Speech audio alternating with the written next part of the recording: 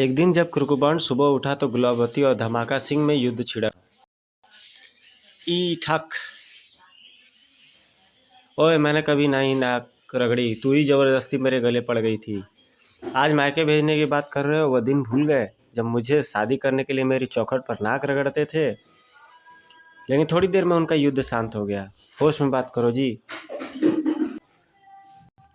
अरे वाह अजूबा, तो फिर मुझसे शादी क्यों कर लिया? अरे वाह अजूबा, मुझे तुम्हारे पल्ले बांध गया था। अगर वो ना आता तो मैं तुम पर थूकती भी नहीं। अजूबा, हाँ मुझे भी याद आ रहा है। उसने हमारे मंगल मिलन में विशेष भूमिका निभाई थी। लेकिन क्रूकबांड का जासूसी दिमाग कुछ और सोचने में व्यस्त था। बापू और माँ भी अजीब है। दोनों में प्यार भी बहुत है, लेकिन जब लड़ते हैं तो दुश्मन नजर आते हैं। पर ये किस अजूबे की बात कर रहे हैं? क्रूकबांड के साथ आप भी यही सोच रहे होंगे पाठकों की, आखिर ये अजूबा है कौन? तो बस इंतजार कीजिए क्रूकबांड के धमाकेदार कॉमिक्स का, क्रूकबांड और मिस्टर अजूबा। तो दोस्तों, ये ऐप को ऐड मैंने शुरुआत में हंसाने के लिए बनाया। ऐसी अब ऐड दिखती भी नहीं है। ज़बरदस्त कॉमेडी और इस तरह के पिक्चर्स और ऐड ओनली मनोज कॉमिक्स ही दे सकते थे। और ये कश्मीर की वादियों में लड़ी गई एक अनोखी जंग, जो राम रहीम की मस्त हो जाना मेरी माँ लाल, बेहतरीन एक स्टोरी जो देशभक्ति, ओतप्रोत और घटनाओं से लबरेज ये कथानक राम रहीम की। एक भाई साहब को बहुत ज़बरदस्त कमेंट आया था राम रहीम के कॉमिक्स को लेकर। ये वज्र, ये उस दौर में आया था जब मनोज कॉमिक्स समाप्ति की कगार पे था। कुछ अच्छी स्टोरीज भी लाए थे इसने। और मेरे पापा, ये अच्छी स्टोरी थी सिकंदर की, लेकिन सिकंदर जैसे कैरेक्टर को और मनोज कॉमिक्स एक्सप्लोर नहीं कर पाया, उभार नहीं पाया। प्रयास है मेरा कि एक बार फिर से मनोज कॉमिक्स के कैरेक्टर्स को जीवित किया जाए, लाइव किया जाए। अब आते हैं मेन थीम, यानी कि भारत माता कहे पर के ये कॉमिक्स शायद 97-98 में आई थी, और ये इसका फ्रंट कवर हो गया। और ये देखने का बड़ा इंतज़ार रहता था हमको, इसी सेट के कॉमिक्स और आगामी सेट के कॉमिक्स। इसमें से अपराधी टोटान एक ऐसी स्टोरी है जिसको गजब की स्टोरी है। आप इसका पिक्चर्स देख सकते हैं, और सारी कॉमिक्स और मिस्टर अजूबा, ये दो इस सेट में जो निकली थी वो बेहतरीन फाइनेस्ट कॉमिक्स थी। अपराधी टोटान की आगे की सीरीज़ तो पब्लिश ही नहीं हुई थी ना, आज तक वो कंप्लीट हो पाई। सुपर सिटी थी उसके आगे की कॉमिक। इसके राइटर महेंद्र जैन जी हैं, और विजय कदम जी का चित्र बनाया गया है। दर्शना झुमाल राम रहीम सीरीज, गजब बेहतरीन आर्ट। और ये जो पांगा लग रहा है वो वीडियो गेम के किसी कैरेक्टर के, जो इसमें विलेन है, एक आँख से फूटा हुआ है। 3-4 कैरेक्टर साथ ऑल ओवर बहुत गजब की स्टोरी ये है। पैट्रियोटिज्म, देशभक्ति भी झलकती है इस कॉमिक्स में। शुरुआत के पेजेस में राम रहीम को कैप्चर्ड दिखाया जाता है। सत्यता और नेचुरलिटी रहती थी इनकी स्टोरी में। जैसे राम रहीम है तो राम रहीम का जो हाथ है वो किसी एक सीरीज़ में ब्लास्ट से उड़ जाता है। उसके बाद से ये विंटर ड्रेस पहन करके जाना, स्टोरी में एक अच्छे से कैरेक्टर्स को लाना, इंसिडेंट्स को लाना, ये मनोज कॉमिक्स की स्पेशलिटी थी और विशेषता थी। और ये विलेन नाम का जो कैरेक्टर था वो करीब 5 से 10 कॉमिक्स में आया था। लास्ट के 5 से 10 कॉमिक्स बड़ा अच्छा कैरेक्टर था। फर्स्ट इनकी जो कॉमिक्स थी वो विलेन थी। उसके बाद चिल्ड्रन फौज आई थी जो कि ज़बरदस्त, मतलब उस लास्ट के जो राम रहीम के मान के चलिए 50 कॉमिक्स, उसमें स्टोरीज़ पर काफ़ी ज़्यादा वर्क किया गया था, मेहनत किया गया था कहानियों पर। और ये उन मित्रों को डेडिकेटेड है जो थोड़ा सा वक्त निकालते हैं, फुर्सत निकालते हैं, और दिन भर के काम के पश्चात थोड़ा सा अपने आप को रिलैक्स करना चाहते हैं। उन भाइयों के लिए डेडिकेटेड है ये। अब आपका अप्रिसिएशन भी मिल रहा है कॉमिक्स का जो वीडियो बनाने में,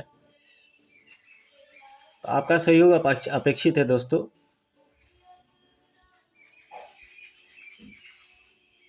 बिना आपके सहयोग के कोई भी काम पॉसिबल नहीं हो सकता है।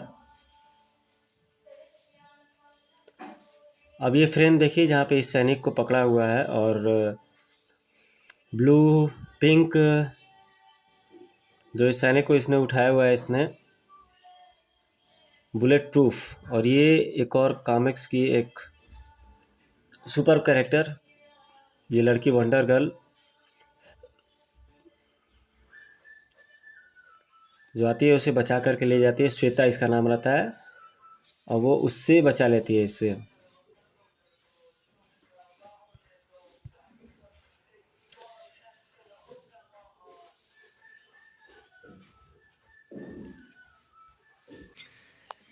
श्वेता इधर इस जो रोबोटिक ये विलेन रहता है उससे टकराने में बिजी रहती है। उधर राम जो है कर्नल राघव को कैप्चर कर लेता है और गन पॉइंट पे लेकर के उससे कुछ उगलवाना चाहता है। ये आप देख सकते हैं इस सीन में। तभी वहाँ पे लोमड़ी आ जाती है और उन दोनों के बीच में भी फाइट स्टार्ट हो जाता है। लोगों का जो एक बॉस रहता है वो उसकी असफलता पर काफ़ी क्रोधित होता है और अपने सिपा सलार को काफ़ी डांटता है और ब्लास्ट से उड़ा देता है इसे। उस समय कॉन्ट्रा एक वीडियो गेम आया हुआ था, उसका एक कैरेक्टर था और उसी की तरह से ये कुछ कुछ कैरेक्टर लग रहा है। जो इसके शोल्डर्स पे जो बुलेट लगे हुए हैं उसी की तरह इसका ये कुछ लग रहा है। और इधर रहीम कैद रहता है और खाने वाले कांटे के साथ उसे अपने ग्लव्स में वो पहन लेता है और ग्लव्स में पहन करके ही जो वेंटिलेटर होते हैं उससे वो निकल जाता है रहीम।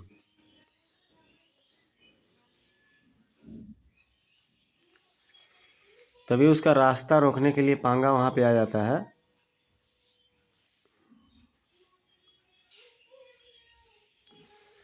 और कैप्टन अवेंजर की तरह ढाल पे रोक लेता है और रोक करके वहाँ से भाग जाता है। जाको राखे साइयाँ मार सके न कोय, बाल न बांका कर सके जो जग बैरी होए। बहुत अच्छी बात कही गई है इसमें। सत्यता है आज नवरात्र का पहला दिन है। आप सभी को ढेर सारी शुभकामनाएं और बधाइयाँ। जिसकी रक्षा ईश्वर करते हैं उससे कोई भी नुकसान नहीं हो सकता है। बाल ना बांका कर सके जो जग बैरी होए। सारे संसार बैरी हो जाए फिर भी उसका कोई अहित नहीं कर सकता।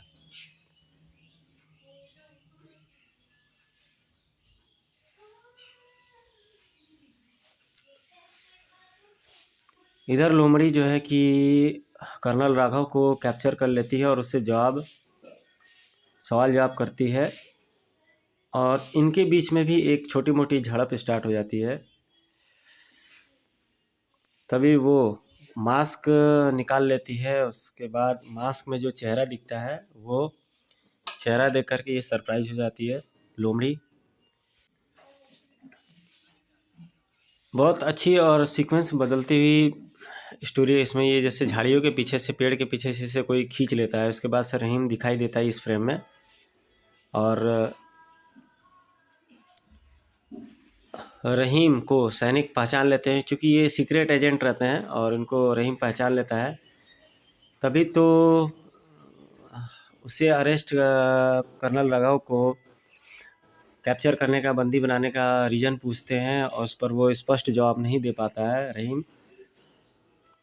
तो उससे गन पॉइंट पे ले लेते हैं सभी सैनिक और उसके बाद प्रकाश पुंज और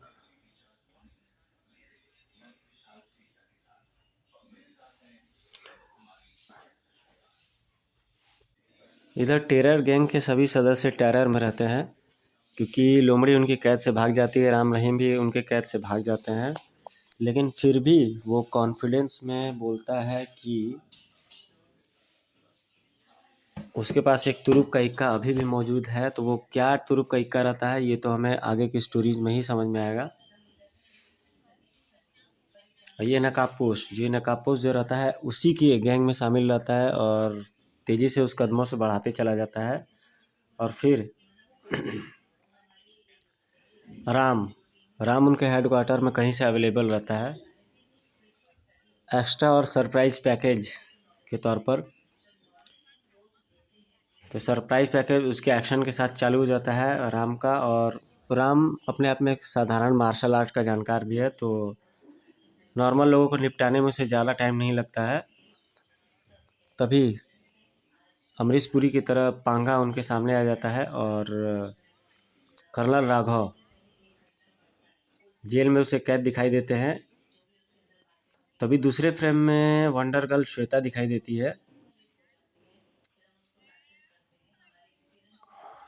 और ये नकाबपोश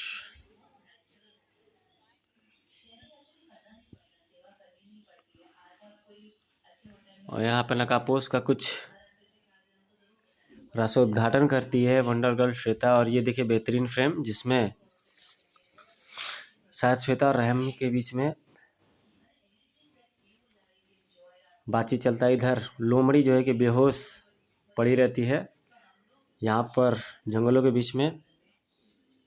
लोमड़ी के बेहोश होने से पहले इस स्टोरी में देखते हैं कि लोमड़ी कहाँ पे लास्ट में थी। तो ये कर्नल राघव को लेकर के वहाँ से सैनिकों के बीच से बचा के भाग जाती है और देख के चौंक जाती है। जब इसका मास्क रिवील होता है तो देख करके कुछ ऐसा देखती है कि वो चौंक जाती है। इससे पहले का ये एक और फ्रेम देख लेते हैं। इसमें रहीम जो है कर्नल राघव को पॉइंट पे लिया रहता है, गन पॉइंट पे, और उससे कुछ इंक्वायरी कर रहा होता है। वहाँ पे लोमड़ी आती है और उन दोनों के बीच में एक छोटी सी झड़प होती है। झड़प के बाद वहाँ से वो राम को शायद बेहोश करके या फिर कर्नल राघव को आज़ाद करा के वहाँ से निकल लेती है। तो इसका उस घटना से क्या संबंध है जहाँ पर लोमड़ी बेहोश पड़ी रहती है? आइए मैं आपको उस फ्रेम में लेके चल। यहाँ पर लोमड़ी कर्नल राघव से पूछताछ कर रही है इस फ्रेम में, आप देखिए। और सही जवाब नहीं देने पे दोनों के बीच में फिर से लड़ाई झगड़ा चालू हो जाता है। लेकिन यहाँ पर उसका मास्क रिवील होता है, मास्क खिंचता है। इसका बिल्कुल नीचे वाले स्क्रीन में देखिए आप। लोमड़ी चौंक जाती है। उसके बाद से सीधे उस फ्रेम में आपको लेके चलते हैं जहाँ पे ये रहस्य का उद्घाटन होता है।